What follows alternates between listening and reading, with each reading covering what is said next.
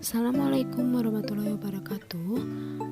Shalom, Om Swastiastu, Namo Buddhaya, Salam Kebajikan. Hai, kenalin, nama aku Ratina Tania dari Tapita Hadi.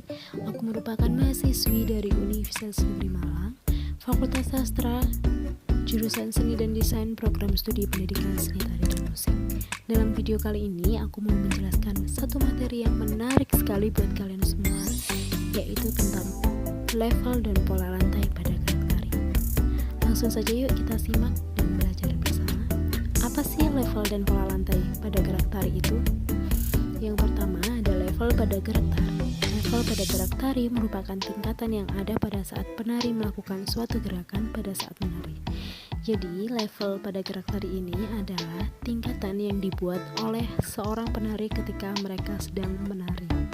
Ada 3 level ya. Yang pertama yaitu level rendah, level sedang, dan level tinggi. Level tinggi. Level tinggi adalah level yang dilakukan oleh seorang penari yang dilakukan sebatas kemampuan penari melakukan gerak secara vertikal. Level tinggi biasanya dilakukan oleh para penari balet.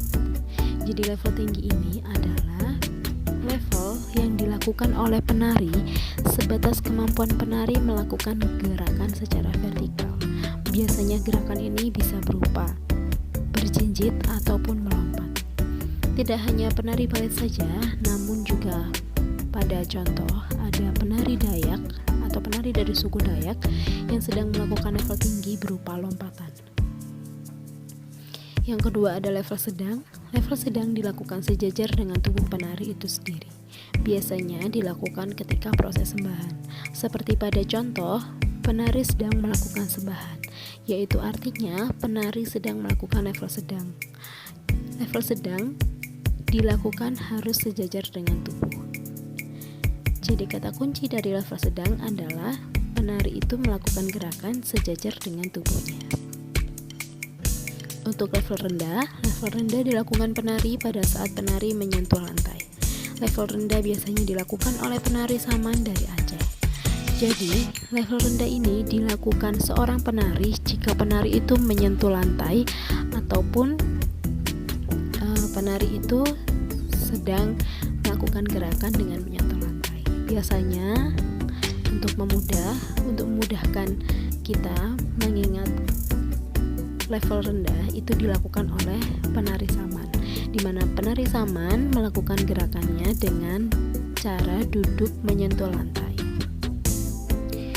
Nah, yang berikutnya kita mau belajar tentang pola lantai. Pola lantai adalah bentuk yang dibuat oleh penari pada saat penari melakukan transisi. Jadi, ketika penari melakukan perpindahan ataupun transisi, penari akan membuat sebuah pola yang pola itu disebut dengan pola lantai.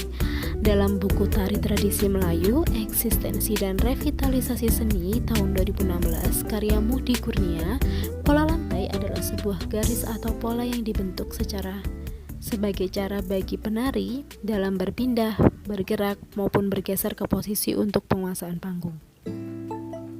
Pola lantai dibagi menjadi 2 pola, yaitu pola garis lurus dan pola garis lengkung.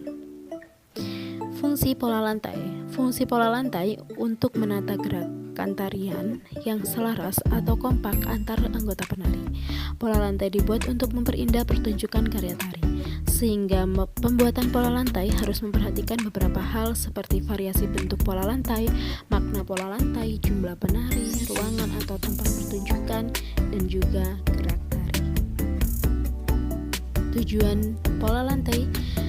Ada 5 tujuan dibentuknya pola lantai, yaitu yang pertama untuk membuat penari tidak bertabrakan dengan penari lainnya ketika penari melakukan perpindahan atau transisi, sehingga letaknya sinkron atau sesuai. Yang kedua untuk membedakan gerakan antar seni tari satu dengan yang lainnya. Jadi ini untuk membedakan gerakan yang satu dengan gerakan yang lainnya. Di sini biasanya pola lantai digunakan penari untuk mempermudah mengingat gerakan-gerakan tarian. Yang ketiga ada membuat sebuah tarian tampil lebih menarik. Yang keempat membuat penari bisa tampil atau terlihat secara keseluruhan oleh penonton. Dan yang kelima penari dapat menguasai panggung. Yang pertama ada pola garis lurus. Pola lantai garis lurus sering dijumpai pada pertunjukan tari tradisi di Indonesia. Tari Saman dari Aceh menggunakan pola lantai garis lurus secara horizontal yang menunjukkan hubungan antar manusia. Pola lantai garis lurus dapat dilakukan dengan berbagai level rendah seperti berbaring atau duduk. Pada level sedang, pola lantai garis lurus dapat dilakukan dengan berlutut atau jongkok. Seperti yang sudah dijelaskan, pola lantai garis lurus akan membentuk garis-garis lurus, bisa vertikal, horizontal, membentuk huruf L, membentuk huruf V. Intinya pola garis lurus adalah pola yang membentuk garis-garis lurus. Untuk pola garis lengkung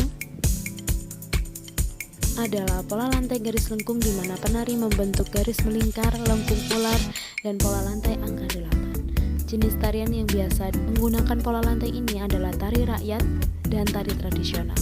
Pola lantai garis lengkung terdapat pada tari kecak di Bali yang membentuk sebuah lingkaran. Tari Rejang Dewa dari Bali juga menggunakan pola garis lengkung. Jadi seperti yang ada pada gambar pola garis lengkung, yaitu ada lingkaran, setengah lingkaran, dan angka 8. Terima kasih, semoga ilmu yang aku bagikan ke kalian boleh bermanfaat dan boleh membantu kalian dalam memahami materi-materi yang belum kalian pahami. Terima kasih sudah mendengarkan dan terima kasih sudah menyimak dari awal sampai akhir. Saya Ratina Tania dari Tabita Hadi. Mohon maaf bila ada kata-kata yang salah. Wassalamualaikum warahmatullahi wabarakatuh. Shalom, Om Swastiastu, Namo Buddhaya, Salam